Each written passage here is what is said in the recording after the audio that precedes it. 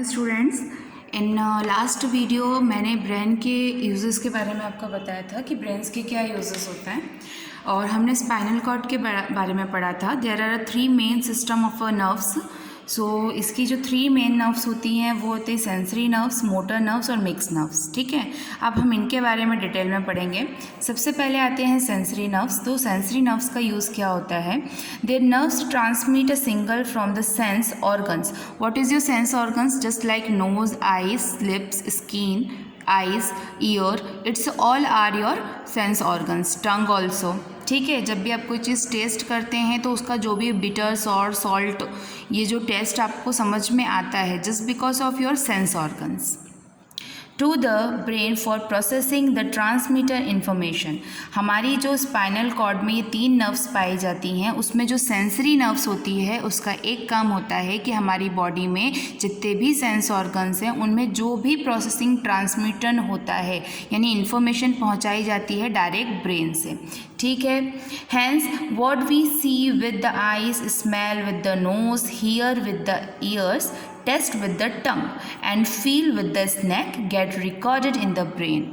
इस लाइन का मतलब है कि जो भी आप आँखों से देखते हैं, स्मेल करते हैं, सुनते हैं, टेस्ट करते हैं, इवन फील करते हैं, वो सब हमारे माइंड में रिकॉर्ड हो जाता है सिर्फ सेंसरी नर्व्स की हेल्प से।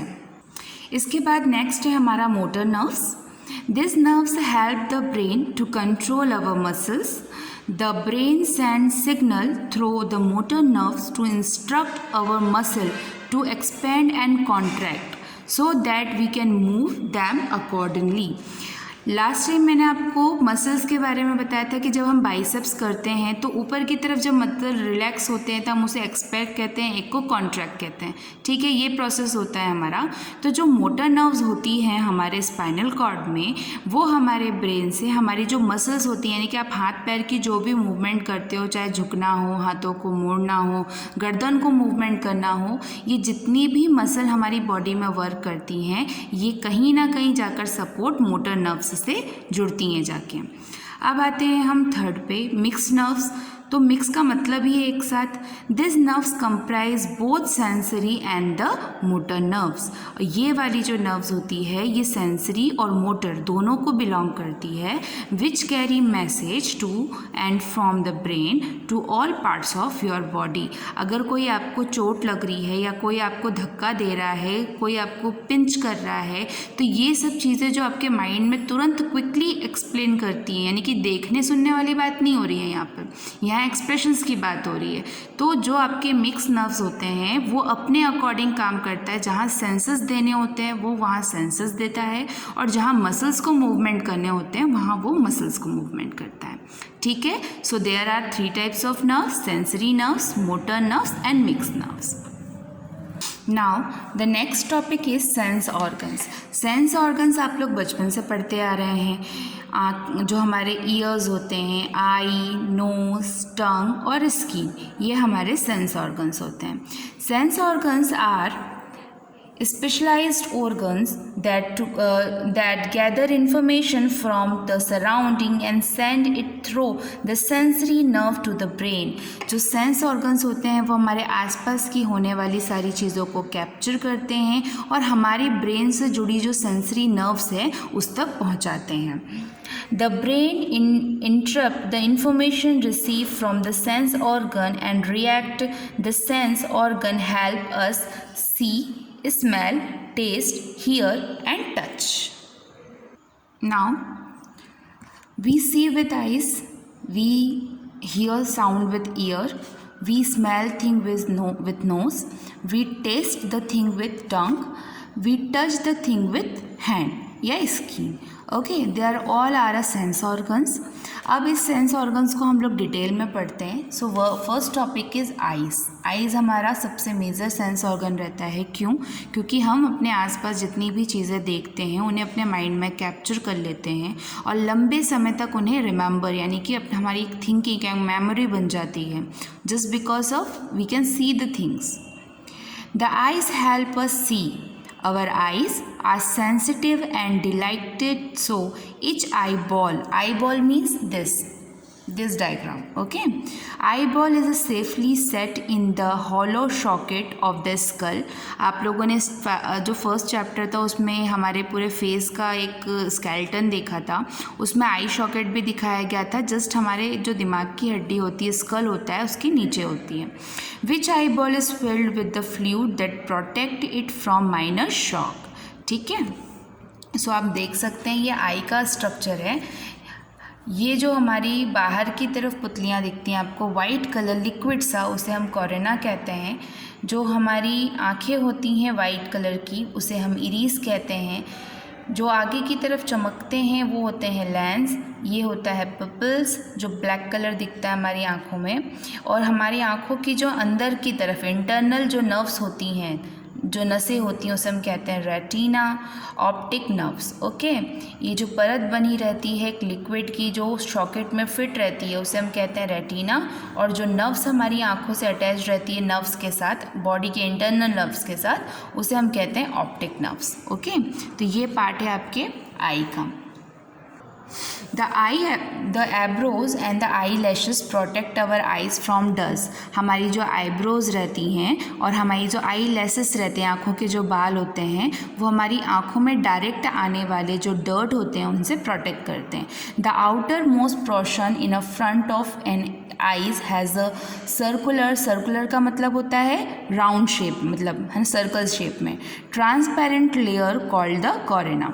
हमारी आँखों की जो सर्कल में रहती है एक ट्रांसपेरेंट लेयर. ट्रांसपेरेंट का मतलब होता है बिल्कुल पानी की तरह सफ़ेद एक लेयर हमारी आँखों में दिखती है जिसका कोई कलर नहीं होता, वो कहलाती है कोरेना. There is a colored circular part inside an eye called the iris. जो कलरफुल पार्ट रहता है यानी कि जो वाइट कलर आपको दिखता है वो इरिस कहलाती है. The iris has the opening in the center which is known as the pupil. Behind the iris is the transparent substance called a lens. आँखों का जो हमारा आकार होता है वो लेंस कहलाता है. The lens focus on a light and project image on the retina. ठीक है, जब भी लाइट पड़ती है या जिस तरफ भी रोशनी होती है, हमें जो भी इमेजेस दिखती हैं वो हमारे लेंसेस और साथ में उसके साथ जो रेटिना हम फिक्स रहता है उसकी वजह से हम इमेजेस को अच्छे से क्लियरली देख सकते हैं. There is a sensory nerves containing the retina to the brain known as the optic nerve. आँखों की जो नस यानी कि जो नर्व्स हमारी सेंसरी ऑर्गन्स दिमाग से जुड़ी रहती है, उस नर्व को हम कहते हैं optic nerve. When we look at an object, light passes from the pupil through the lens and the image get reflected on the retina. जब भी हम कोई चीज़ देखते हैं स्पेशली लाइट में, क्योंकि अंधेरे में हम चीज़ों को आइडेंटिफाई नहीं कर पाते हैं, जब आप किसी चीज़ को लाइट में देखते हैं तो आपकी आँखों में वो चीज़ एक तरीके से कैप्चर हो जाती है और आपके दिमाग में स्टोर हो जाती है. This image get converted to a message which is pass through the optic nerve to the brain. और देखने के बाद वो जो भी चीज़ है वो एक मैसेज के अकॉर्डिंग कन्वर्ट होकर आपके दिमाग की जो ऑप्टिक नर्व्स है उसमें कैप्चर हो जाती है. The second sense organ is nose. The nose help us smell and breathe. सांस लेने में और स्मेल करने में हेल्प करता है. There are a nasal cavity inside the nose. Nose के अंदर जो प्रोसेस रहता है या जिससे हम सांस लेते हैं, है ना, उसे nasal cavity कहते हैं. This cavity has a tiny hair-like structure that help in filtering the air we breathe. When we inhale, the particle in the air come in contact with this hair like structure. सब लोगों ने अपनी nose देखी होगी. Nose के अंदर छोटे छोटे हेयर्स यानी बाल रहते हैं. उसका एक रीज़न ये रहता है कि डायरेक्टली जब आप इनहेल करते हो, ऑक्सीजन अंदर लेते हो, तो वहाँ पर जो भी डर्ट वगैरह रहता है वो हमारी उन नसल कैविटीज़ में फंस जाता है ताकि हम बाद में उसे साफ़ कर सकें. जितना भी डर्ट होता है वो कभी भी हमारी नसल कैविटी के थ्रू हमारी बॉडी में नहीं जाता. It also help us smell different thing. हमारी नोज़ का सबसे ज़्यादा एक हेल्प रहता है कि हम चीज़ों को सूंघकर आइडेंटिफाई कर सकते हैं. हर चीज़ की एक अलग स्मेल और फ्रेगनेंस होती है. The sensory nerves help us detect smell and send the information to the brain. ठीक है, जो सेंसरी नर्व इनसे जुड़ी रहती है। सेंसरी नर्व्स का मैंने पहले ही मतलब आपको बताया था कि जितने भी हमारे सेंस ऑर्गन्स रहते हैं वो हमारी बॉडी के सेंसरी नर्व से अटैच रहते हैं। तो सेंसरी नर्व्स जो होती है वो हमारी नोज़ का स्मेल करने में, और हमारी स्मेल करने के बाद अगर अच्छा आपको दो चीज़ें रख दी, एक तरफ हमने कल का बासी खाना रख दिया जो बहुत ही ज़्यादा स्मेल कर रहा है, और एक तरफ रोज़ रख दिया, तो रोज़ फ्लावर की स्मेल अलग होगी और उस फूड की स्मेल अलग होगी। तो हम स्मेल से हमारे ब्रेन में एक मैसेज पहुंचता है कि कौन सी चीज़ सही है और कौन सी गलत। Our brain then help us identify the smell, और हमारा ब्रेन स्मेल को आइडेंटिफाई करने में हमारी मदद करता है। The next sense organ is ear, हमारे कान। The ear help us hear, यानी कानों का यूज़ किस लिए होता है? चीज़ें सुनने के लिए। The part of the ear that is visible outside is called the external ear. Visible इस वर्ड का मतलब होता है दिखने वाला। हमारे कान में हमारे कान का जो हिस्सा आपको दिखता है उसे हम कहते हैं एक्सटर्नल पार्ट, यानी ये हिस्सा देखिए ये बाहर की तरफ दिखता है इसलिए हम इसे एक्सटर्नल पार्ट कहते हैं। जब आप जो ईयर होते हैं इसकी जब इंटरनल पार्ट आप देखेंगे तो ये ईयर ड्रम सबसे पहले होता है, इसके बाद होते हैं ये मिडिल ईयर, और ये होता है इनर ईयर, यानी कि कहते हैं ना कान के पर्दे फट जाना। तो ये जो ड्रम होता है, अगर आप यहाँ तक कभी भी कान में गलती से कोई नुकीली चीज़ चली जाती है तो ये हार्म होता है, जिसकी वजह से हमारे अंदर का जो प्रोसेस होता है कानों का उसमें हम चीज़ें क्लियरली सुन नहीं पाते। आपने देखा होगा बुज़ुर्ग लोगों को दिक्कत होती है सुनने में, क्योंकि उनकी जो नर्व्स होती है वो कम सेंसेस में आती हैं और स्लो होने लग जाती हैं। और कई ऐसे लोग होते हैं जिनकी एक्सीडेंटल होने की वजह से भी दिक्कत हो जाती है, क्योंकि कान के पर्दे उस टाइम पे फट जाते हैं। इसे हम ईयर ड्रम कहते हैं, और ये अगर ब्रेक होती है तो आगे आपको जितने भी सेंसेस बाय ईयर मिलते हैं वो कम होने लग जाते हैं। It acts like the funnel यानी कि जिस तरीके से एक सुरंग होती है वैसे ही हमारे कान का स्ट्रक्चर होता है। बाहर की तरफ आपको जो पार्ट दिखाई देता है वह एक्सटर्नल होता है, और कान के अंदर एक सुरंग की तरह यानी कि गैपिंग होती है, और तब जाके ईयर ड्रम वहाँ पर होता है। ठीक है, the funnel that correct a sound, this sounds are vibration then pass through the ear drum of the middle drum. जब आप कोई भी चीज़ सुनते हैं तो एक वाइब्रेशन की तरह सबसे पहले ये ड्रम्स हमारी ईयर ड्रम से होते हुए हमारी जो मिडिल ईयर होता है यानी कि कान जो सेंसेस होते सेंसरी नर्व्स होती है वहाँ तक पहुँचता है। To the inner ear. From the inner ear, sensory nerves send message to the brain and we are able to recognize the sound. और जो हमारा inner ear होता है इस ईयर से हमारे ब्रेन के नर्व्स अटैच रहते हैं, और उसी की वजह से हम जो भी सुनते हैं तो उसे आइडेंटिफाई कर पाते हैं कि एक्चुअल में वो वर्ड क्या होता है। इसके बाद आते हैं हम टंग पर। ठीक है, हमारा नेक्स्ट सेंस ऑर्गन। देखो ये हमारी टंग है, टंग में भी हमारे 4 जो आप तरह तरह के जो 4 तरीके के टेस्ट आप आइडेंटिफाई करवाते हो, ये सिर्फ हमारी जो टंग का स्ट्रक्चर है उसकी वजह से। आप कभी चाहें तो घर पे भी ये चीज़ करके देख सकते हैं। टंग का जो सबसे स्टार्टिंग पॉइंट रहता है इस साइड में, वो हमारे हमेशा खाने की जो चीज़ होती है उसमें स्वीट, आगे का पार्ट हमेशा खाने की स्वीट चीज़ को आइडेंटिफाई करता है, यानी कि मीठे को आइडेंटिफाई करता है। इसके बाद जो नेक्स्ट लेयर रहती है हमारे टंग की, वो आइडेंटिफाई करती है सॉल्ट को, यानी कि नमकीन जो भी चीज़ आप खाते हैं वो सेकेंड लेयर आइडेंटिफाई करती है। पूरी ज़बान कभी भी किसी एक टेस्ट को आइडेंटिफाई नहीं करती है। जो थर्ड लेयर होती है वो आइडेंटिफाई करती है सौर को, यानी कि जो भी खट्टा आप खाते हैं। ठीक है, इसके बाद ये जो लास्ट लेयर होती है हमारी वो आइडेंटिफाई करती है बिटर को, यानी कि कड़वा। ये 4 टेस्ट होते हैं जो भी चीज़ें हम खाते हैं। So there are 4 layer in our tongue. So first layer identify the sweet, second layer identify salt, and third layer identify sour यानी कि खट्टा, and last layer identify the taste of bitter.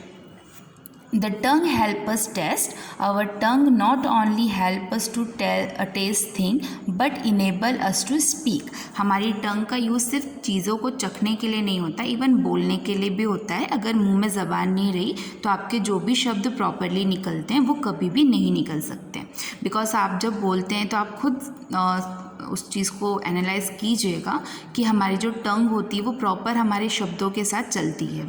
If you feel your tongue you will find that its surface is cover with an tiny projections called the taste point. आप जब अपनी ज़बान कभी शीशे में देखें तो ज़बान में अगर आप देखना चाहते हैं छोटे छोटे छोटे छोटे बिल्कुल पार्टिकल्स निकले रहते हैं, वो होते हैं आपके टेस्ट बर्ड्स. यानी कि जब आप कोई चीज़ टेस्ट करते हो तो ये जो छोटे छोटे छोटे छोटे पार्टिकल्स निकले रहते हैं, इन्हीं के थ्रू आप टेस्ट कर सकते हो.